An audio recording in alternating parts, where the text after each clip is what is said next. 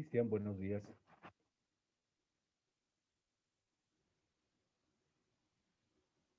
Cristian, buenos días.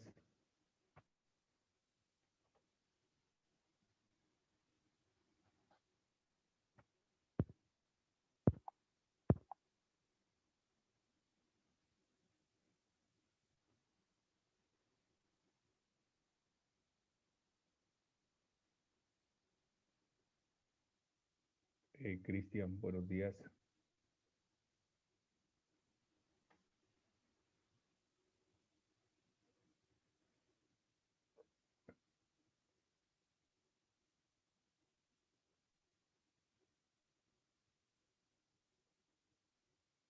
Buenos días, Cristian.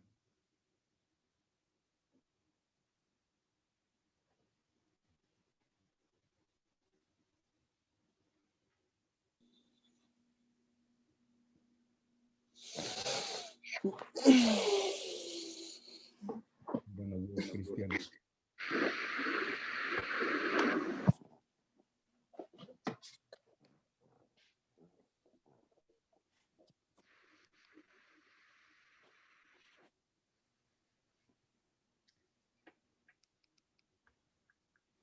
Cristian, buenos días.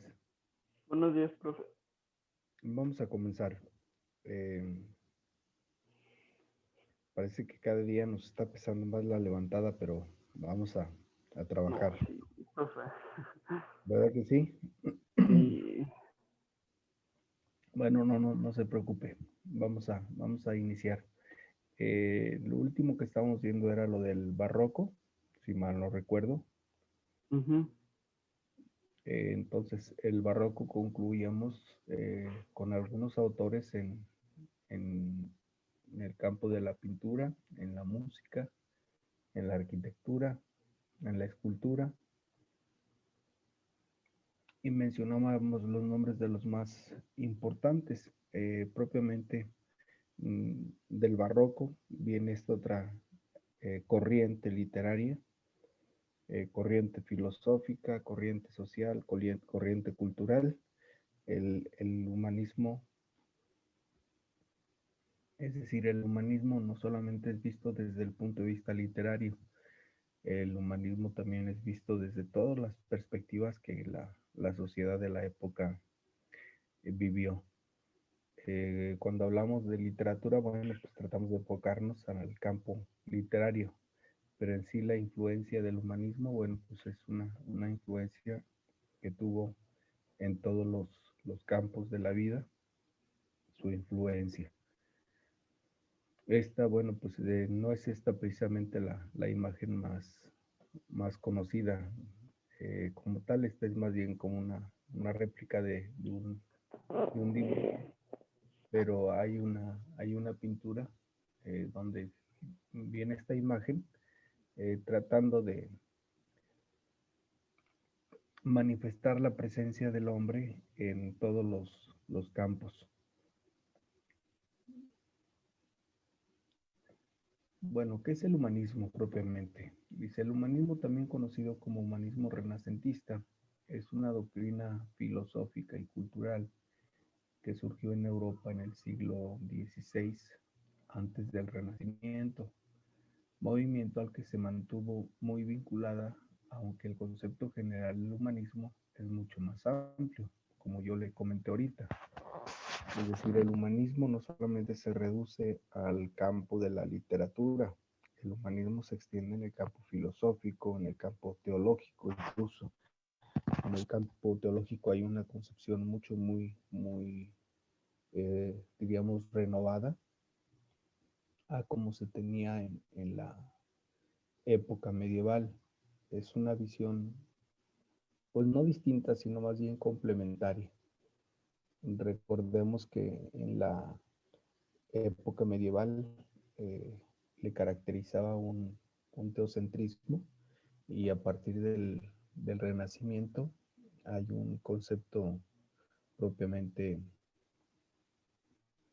antropocéntrica, es decir, antiguamente Dios ocupaba el centro de todo. A partir del Renacimiento el hombre comienza a tomar ese lugar que como todo, bueno, pues tiene sus riesgos porque eh, pareciera que se aplica la ley del péndulo, vamos de un extremo a otro. Si Dios fue el centro, ahora Dios desaparece y entra el hombre. El humanismo se inspiró en la cultura y los pensamientos clásicos de la antigua Grecia y Roma. Priorizó la razón humana sobre la fe y se interesó por el concepto del hombre como centro del universo en una oposición a las ideas tradicionales y creencias de la religión ortodoxa. Es decir, al priorizar la razón humana sobre la fe, quiere decir que es más importante hoy en día la razón que la fe. Esto usted también lo puede constatar, pues hoy en día es más importante para una sociedad tener dinero que ser honesto. Se exalta más a quien tiene dinero, se exalta más a quien tiene muchos recursos que a una persona que es honesta, que una persona que es honrada, que a una persona que tiene temor de Dios. Es decir, la sociedad eso no lo valora mucho. Si usted lo ve en las relaciones humanas, pues a veces se valora más a las personas que hacen muchos presentes o muchos regalos que una persona que se entrega en fidelidad. Y así vamos viendo cómo los patrones, cómo la escala de valores va cambiando por priorizar las cosas. En este caso, bueno, pues la razón tiene sus consecuencias con respecto a la fe. Y esto mismo va a traer este interés por el hombre como el centro del universo, lo que decía el antropocentrismo, en oposición a las ideas tradicionales y a las creencias de la religión ortodoxa. Acordémonos que la religión ortodoxa pues sigue siendo la Iglesia Católica Romana.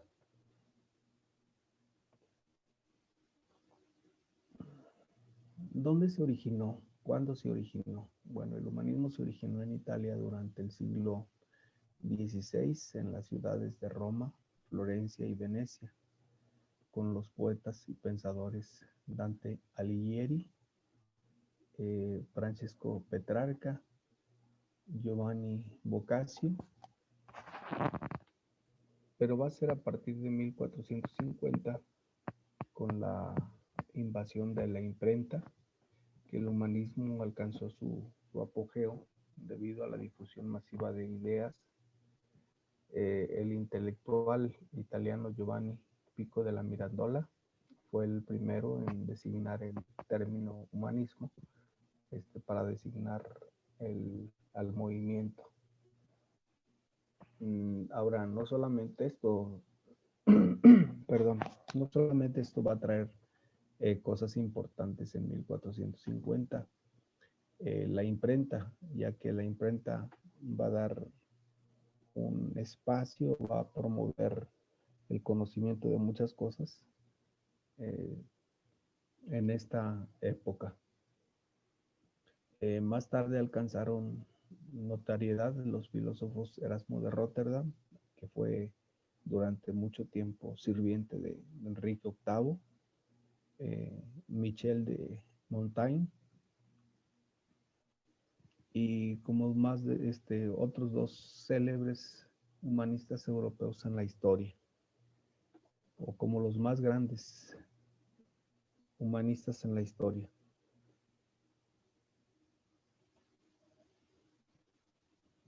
Dentro de algunas de las características que podemos mencionar del humanismo, entre las principales del movimiento como tal, podemos destacar primero el antropocentrismo, que ya decíamos.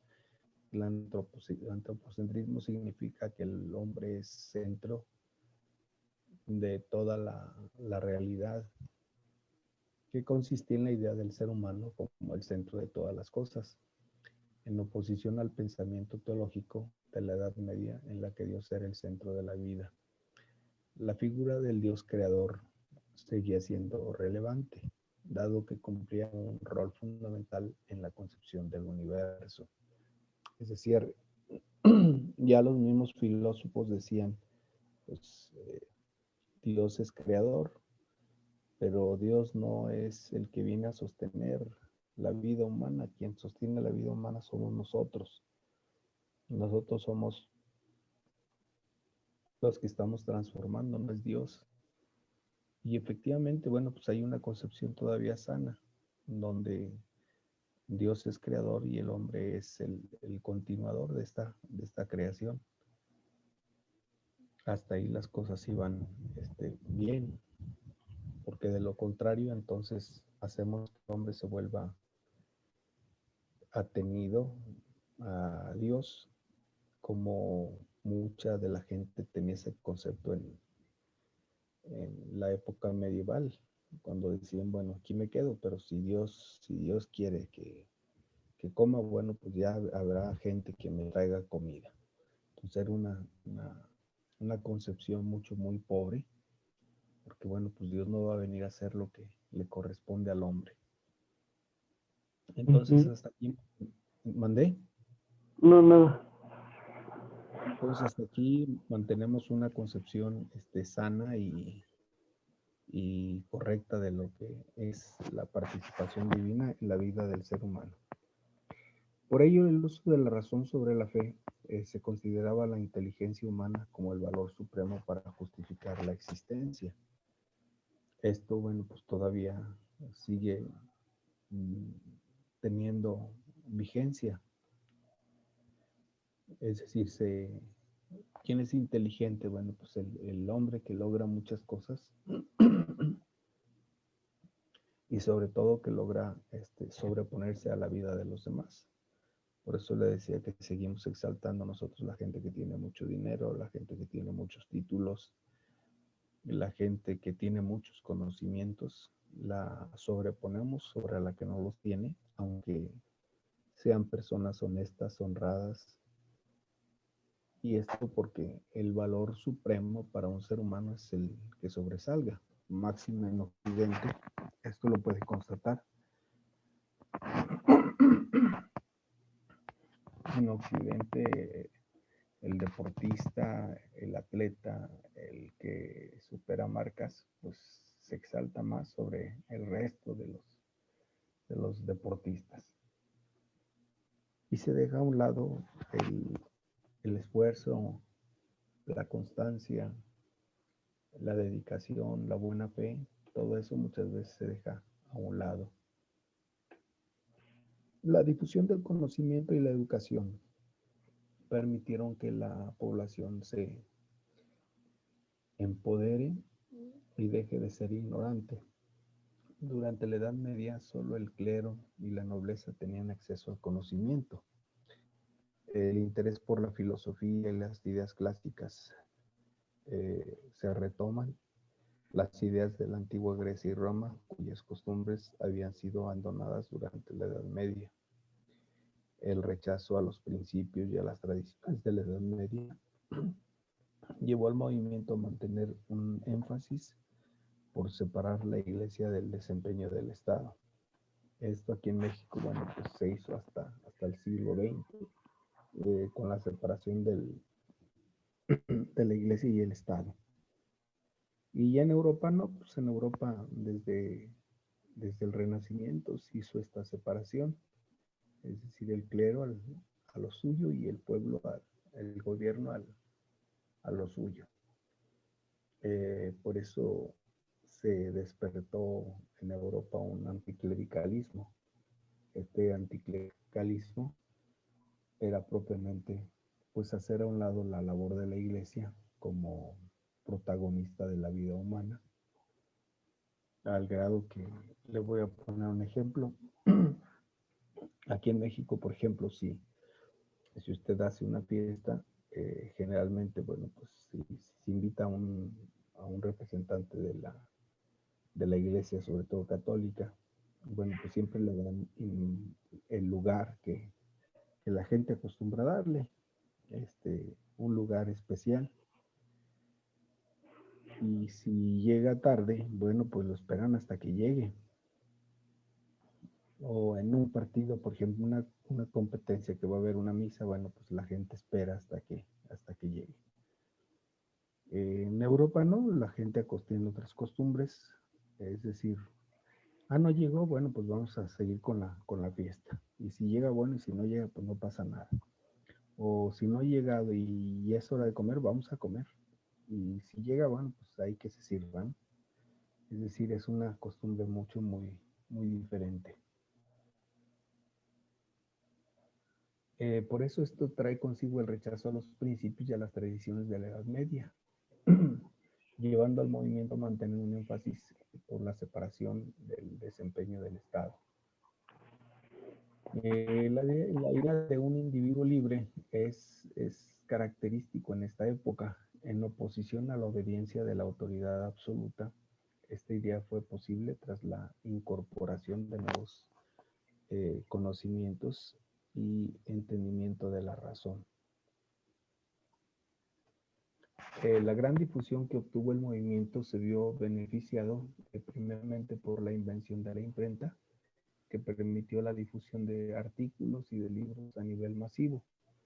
Aquí, bueno, quizá es un poquito soñador porque mucha de la gente de esta época pues, no sabía leer ni sabía escribir. Realmente la mayoría de personas se transmitían las cosas de forma oral, de generación en generación. O sea, no había decir, grupos mayoritarios que tuvieran conocimiento de letras. Entonces, realmente, bueno, también está medio exaltado esto. Que se publicaron, bueno, pues se publicaron, pues sí, muchos libros, pero mucha gente no sabía leer. El uso de la lengua vulgar o común de fácil comprensión para la mayoría de la población, bueno, pues era el latín como lengua vulgar, es decir, como lengua, no como lengua grosera, sino como lengua del pueblo. Pues se llamaba vulgar. De ahí la primera Biblia fue conocida como la Vulgata, que viene de aquí de esta época. La apertura de academias y universidades que permitió en otros sectores de la población también tuvieron acceso a la educación.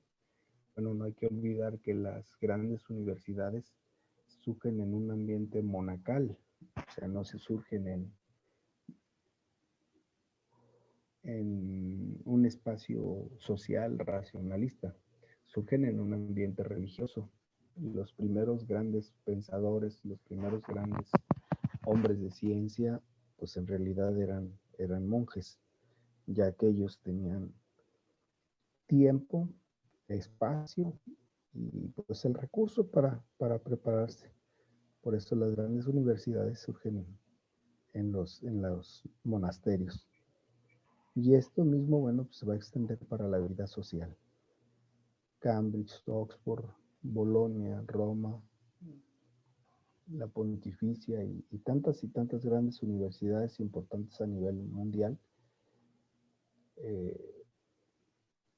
surgen en la vida monacal. Representantes del humanismo, bueno, pues aquí tenemos una imagen de Erasmo de Rotterdam. Entre los principales representantes se destacan el español Erasmo de Rotterdam, el francés Michael de Montaigne, el español Vives, el italiano Leonardo Bruni, el inglés Tomás Moro. Tomás Moro fue abogado de profesión. Hay una película sobre él muy interesante.